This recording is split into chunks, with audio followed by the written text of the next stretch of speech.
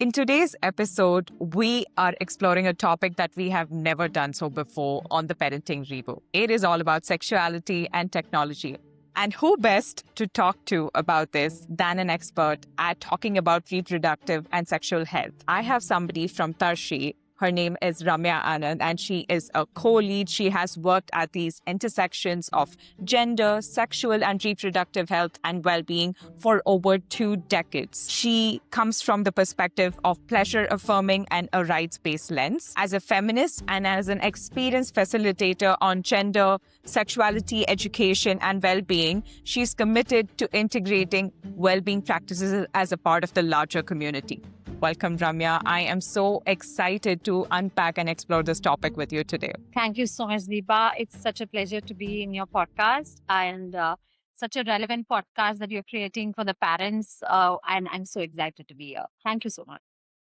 What is your mission in life currently? And if you were to think about it in just one sentence, what would it be? In a sentence, it would be just normalizing conversations around sexuality because we know how much of taboo and stigma it has been attached to. So just wanted to be more open, free, without any judgment. And in a world where there is far more judgment, especially because of the technological lens to it, how are you, as well as Tarshi and Extension, how are you going about normalizing those conversations? So when we started Tarshi, it was a non-technology kind of world. We started with a helpline and then we continued to create a lot of content, resources, and also capacity strengthening. And now more and more for the last few years, especially post-COVID, the pace at which the digital information is growing, we do see, how important it is for us to have conversation within this, digital spaces also. What has remained, of course, unchanged in spite of the, plethora of information that we continue to receive is the stigma around sexuality, is the judgment, is shame, fear, and everything attached to sexuality. So our work is towards kind of breaking this silence, and even though we know that there is a lot of information at a click that young people can access, we are not entirely sure if that is something that is accurate, which is age appropriate for them. And that is also inclusive because sexuality, when we talk about sexuality, it's a very intrinsic part of our lives and it kind of governs our, decisions that we make about our bodies, relationships, the choices that we have, whether in terms of partnerships, whether to have children, and so on. But we're not sure whether the information available is like nuanced enough for us to make those decisions because it's a very complex, topic, right? And it also keeps evolving. There is no one factual information about sexuality. Sexuality is not about just talking about some medical information about, about biology. And so it's about perceptions, it's about attitudes, it's about the evolving ideas of the worldview that also affects sexuality. So therefore, engaging it within just a digital world to access information might be very limiting. Of course, the digital world has changed the way in some aspects. But having said, some of the foundations of, as I said, fear, shame is still very much attached, and we need to talk about it. And that's possible only through a nuanced kind of understanding about sexuality. It's an ongoing conversation. We need to have a lot of reflection because all of us have such inhibitions that we all have about sexuality because none of us grew up talking about it openly. So when we have to talk about it to our children, as teachers, to our students and so on, there is so much of our own inhibition that comes in our way. So it's also about learning and unlearning in a very continuous manner. So, one of the things that I really admire about Tarshi is the amount of research this organization has done on a wide spectrum. It's not just like you mentioned, research that is from one perspective about reproductive health, but there are so many dimensions to sexuality, to safety, to understanding all of these nuanced concepts. And what I found interesting is that you have age appropriate resources. Can you help me unpack a bit more about it? Like you have something called the yellow book, the orange book, the blue book. Like what are each of these books doing and how do you disseminate these resources? So we have, as we have colored books of yellow book is specifically for parents and caregivers, which has a lot of tools and tips, even though it is slightly older. I mean, all our books are, some of them are like even 10 years, 10 to 15 years older, but they still stay so relevant. Our books are also age appropriate, like 10 to 14 years and 15 years and above.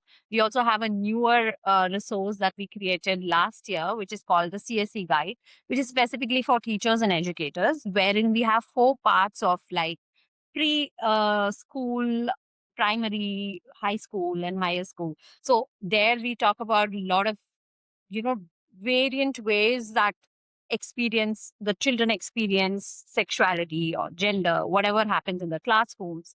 And it specifically talks about how do we go about talking about these issues. Like many times, I think parents and teachers really grapple with how do I answer my child, how do I answer the children when they ask a very awkward or a difficult question. So these books are really helpful to kind of just not say what to say, but also understand how to talk about it. How to work with ourselves to kind of gain confidence, equip ourselves with those tools. And therefore, these books are very popular and they're available in Amazon and in our website also.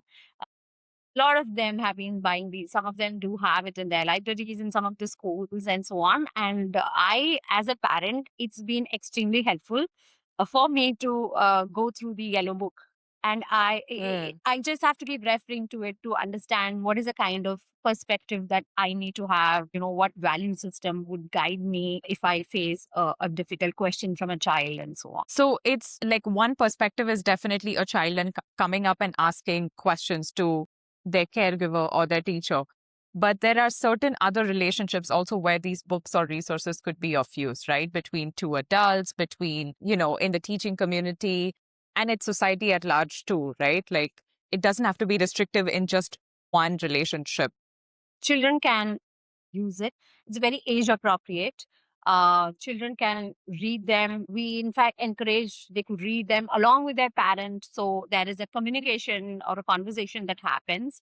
Of course, it's extremely useful by educators because it also specifically talks about school system, what happens within a school. We do take into account in all our resources to make it accessible in terms of also it applies to diverse life experiences, whether it is a child with disability, whether it is someone with, identities that are so varied, somebody who is trying to understand their gender identity or their sexual identity and so on. So it does address so many other experiences that a child might face about body issues, about bullying, and so on. So they are very age appropriate and easy also, very simple. It's not very complicated. It doesn't use like jargon that's like very academic and so on. That's really amazing because and in this next section I specifically want to talk about the perspective of digital safety, right? There is so much access to information available because of social media, because of now AI as well. And obviously, preteens and young children are naturally curious, but they're shy of talking to their parents, perhaps. So they would approach these channels to get their information first. So walk us through, like, how sexuality and reproductive health related information still needs to be prioritized, and how should parents go about navigating those conversations when like digital media and social media is already shaping the way children are seeing themselves? So we have seen in our experience that many times when a child seeks information from a digital space, invariably one of the most common sites that comes up are pornography, and something that might not be necessarily appropriate for their age. We know that there are a lot of content creators of late who are putting out information which is very inclusive, which is uh, you know diverse and so on. But we don't know what the children will land. Algorithms would push very sensational stuff. Children are going to rely on those short reels. I don't think there is going to be a nuanced understanding about sexuality. We understand that most young people are very shy to open up on these topics with parents or teachers, and they do access it in the internet. It's just that we are not very sure on how that information might be. It might not be accurate. We also know that there are a lot of bias that is there. Like some influencers really push on reconfirming like gender stereotypes also with girls need to just stay at home. We would think that there is so much of talk about gender equality that's happening, but still we know that some content creators still hold a very misogynist idea of how a boy should behave and so on. So that is one threat, one risk. Apart from that, misinformation and disinformation, as we say, which is like uh, inadvertently having an information which is not right. It could be medical information which is not right. It is about your body, autonomy, which is not complete or which is not comprehensive. So yes, we know that children are seeking information from internet, but I think simultaneously parents and teachers should be equipped to also understand, because what is most important is an environment that is safe where these conversations can happen. I mean, we know that children are engaging with AI chatbot to have conversations, and we have seen so many cases where it has gone so wrong. So the kind of guidance or directions that the AI chatbot would give, we all know how it could be very misleading. While we encourage information in the internet, that it is growing, but we want to emphasize that parents and teachers should take responsibility in equipping themselves. Therefore, the conversation can extend at homes and at schools, and children will also come back. They should have a fallback place if something goes wrong in the digital world also. So we there so many relationships are happening at the digital space. They meet strangers online and make friends, and then they end up having whatever exchange of images which might not be appropriate for their age and so on. So but where do they talk about this? So therefore the environment in the school and home becomes very important to have these conversations. That is, I mean, on a broader level, it makes sense that trust and safety needs to be built at home, where children can feel really vulnerable with their parents, with the caregivers, and if they don't find it safe, find somebody who they can talk to before exploring these other ways to inform themselves, right? Which is why I want us to unpack a few concepts, especially from a parent's lens. What do they need to understand about these four concepts, especially in a digital world? What would safety mean? What would consent mean? What would agency mean? And access mean? Like those four topics, if we can unpack a little bit from a digital and a social media perspective. This is like just having information at a click, right? And whether the information that the child is accessing is safe or is appropriate, that uh, is something that parents might not be very sure. Of course, there are a lot of surveillance, mechanisms that will help parents to understand. But after a point, I mean, at a very young age, some of them really work best. But after a point, I don't think children want to even be. They are not going to share with you if we have not been open about it. So at a certain age, many times what we also realize is parents are not able to keep a track of the evolving technology, right? Like there's so much happening. There's so many kinds of online games, so many kinds of Reddit, Substack, and so many conversation platforms that parents are not there, which the children are accessing. So how, as a parent, would you even understand that world? And that world is growing at such a fast pace that it is difficult for parents to sometimes keep a track.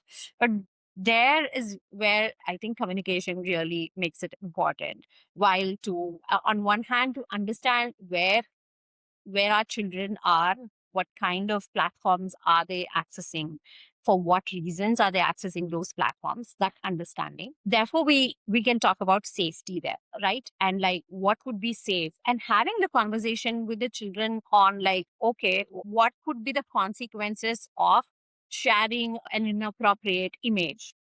We all know how digital footprint is. Once you share anything in the digital world, it's just going to be there, whether you delete it, you do anything about it. So having this understanding for the children, especially at a very young age, who are we having conversations with, and what is the kind of safety net that we have, whether the child is coming and talking about this online offline kind of life that Hmm. we are leading to their parents. Are we building the trust with the children, for them to talk about, okay, today I got to know about a new game my friend suggested, so I downloaded it and I'm playing. It means this, and there I'm making some new online friends. Are we kind of talking about this, and then that gives us an opportunity to kind of continue, okay, what kind of people join there. They might just not even know that the people there are adults and not even their age, and they just like there to lurk around the areas where children are there. So kind of make the children understand. One of the fear is that not making it so much of a surveillance. We Hmm. understand that at one end, some bit of surveillance is important, but not make it everything about surveillance. The aim is not to just monitor each and every act of the child in the digital world. Of course, I'm talking about a very broad age of when the child is very young. It needs to have with a very engaged process with the parent. But I Yeah. think 14, 15 years onwards, they know to navigate the digital spaces far better than Yeah. parents. So any amount of surveillance is not going to help. I mean, they are anyway going to do it in some other way. We would never know about it. There, the Hmm. only aspect that would work is communication. Every Yeah. time, letting them know that whatever happens, we are going to be there for them. Yeah.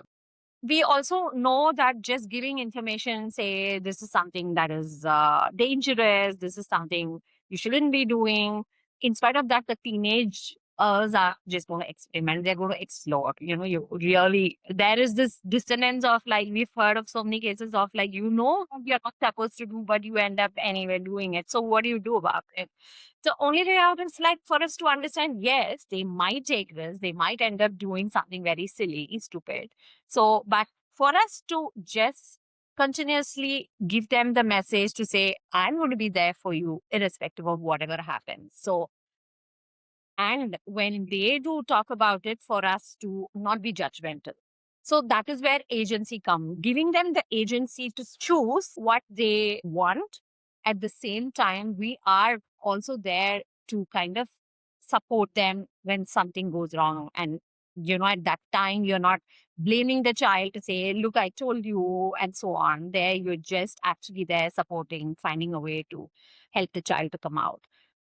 Consent is extremely important in these times because it's just not about physical consent, right? It's moved on to the digital space where taking a picture, sharing a message, a screenshot, everything becomes very important. To have that conversation with the child from a very young age of whether you have asked permission to share that picture of your friend, or whether your friend asked permission to do that, and so on. So this conversation becomes very important. Otherwise, it's just taken for granted because like everything is there in the digital space, and we are not really sure how much of them are consensual.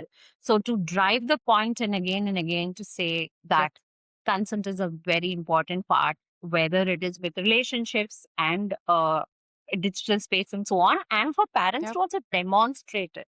You know, parents can't just behave as if consent is not important because you are my child. As a parent, you are also kind of demonstrating that behavior of like respecting the consent of the child every time uh, a decision is being taken and so on. Yeah. Yep. No, that absolutely makes sense, Ramya, because like you said, it's connecting all of those tenets, right? Trust, communication, from early on, as well as allowing them to build their own up, have that autonomy or that agency for themselves, but at the same time also have awareness about what consent is and what it means in today's day and age. There's so much, as you mentioned, content from the digital space that's challenging these very notions, right? Like today, there's one thing about gender, tomorrow there's a whole other, set of questions and concepts around sexuality or sexual health. All that to say, do you think teenagers and young people today are exposed to far more content under these umbrellas than previously before? And if so, how is that dictating or changing the way they view themselves and view their bodies in today's world? Definitely, in terms of the kind of content or the volume of content, it is increased tremendously. And it is also so easily available, right? Earlier, uh, I think in our school times, you'll have to really go to a library to kind of uh, search for a certain book. And they also might be very academic, very difficult for us to understand, comprehend. But here we are in a world where everything is so accessible. And but again, as I said, we are not sure what that kind of information can do, because they definitely might not necessarily be affirming. One is it could be half baked information because of the platforms that they're not able to say the comprehensive aspect of a certain issue. And it could be also driven from a very misogynist kind of ideas, which would then mean, like we've heard of manosphere, where boys are continuously challenged to not be weak, right? And they are supposed to demonstrate themselves as like this powerful, strong man, being the breadwinner, and therefore they're not supposed to kind of do anything that is female-like. This is some kind of discourse that is also happening simultaneously, and for young boys who are, say, consuming this kind of information, are influenced by these content creators, they are going to fall into the trap of the believing that a boy should act this This way. certain way. And therefore, they're not able to see the girl students in their class as like the equal, as a equal person, or they don't understand how to talk. They are very disrespectful to them. They just feel like girls are there for just entertainment, or they should be sitting at home, and so on, these ideas. So Yeah. depending on the content that one is actually accessing, the worldview also kind of changes. And we keep telling like how all of us are our own kind of world in this kind of information that we live in. All of us are Yeah. consuming things which is so different from each other. What you see in your algorithm is like totally different from what I Yeah. see. And based on that, our perceptions also our perspectives are also kind of, framed. So that is why the information that is there around, we are not at all sure what that particular child is accessing. They need to be streamlined, but we know that that's not possible in the digital world, at least. The other, I think, one of the worrying factor is, of course, the information about beauty standards and all that. Yes. Capitalistic ideas that are being driven of a person to look in a certain way. And that is extremely a difficult thing to navigate, even for adults. So, obviously, young people are also hugely influenced by what is the right way to look, what kind of skin, the kind of, I believe the Gen Alpha children are having a skin routine already in their lives, and we don't even know how they decide on which products to use at such a young Yeah. stage. So the influence of media is tremendous on young people. There is no doubt on that. So, and that also influences the way they make friends, with whom they want to be cool with, and what for them is kind of respectful, or is it like using like um abusive words are also treated as are seen as like very cool thing to do Yeah. with young people. And these are the kind of course, risks that children at a very young age and also teenagers get to see in the internet, and that could have a very negative influence on them. Attitudes towards just sexuality, as like pornography can be such a defining thing where sex is also viewed as something that is so perfect, right? Something that is done in only a certain way, with the perfect bodies, with the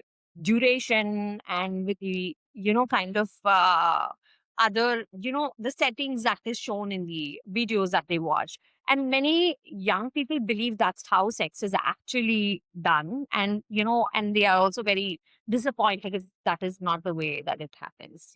So for this, that is why it's important for us to have these conversations instead of avoiding them and like, you know, telling the children like banning pornography, or like telling the children you're not supposed to watch. For us to engage with the children to see Yeah. what is it that you are watching. Do you think that is something that is realistic, and whether that is something that actually happens in the real world, and how do we navigate these expectations versus actually what actually happens in the world? And that is something I think many young boys think that this is how I need to be performing in the bed, and they are extremely disappointed if that doesn't happen. So That- the influence from the internet, of course, is huge, and that is why the offline conversations are also so important. Not to say that there is no kind of right information. There are great content creators who yeah. definitely are able to give a very nuanced kind of content, which could be very useful. But we just hope that young people land on these pages for Yeah. them to access the right kind of information. No, I love that how you rounded that piece out, Ramya, by talking about the offline conversations and the importance behind that. That goes back to the same concepts we touched upon about, education, trust building, communication that are so important when you are educating not just children, but young adults and also generally consenting adults who are in these spaces but find themselves uncomfortable when thinking or talking about a specific topic because their bodies are involved, their minds are involved in it, right? So trust building is so crucial.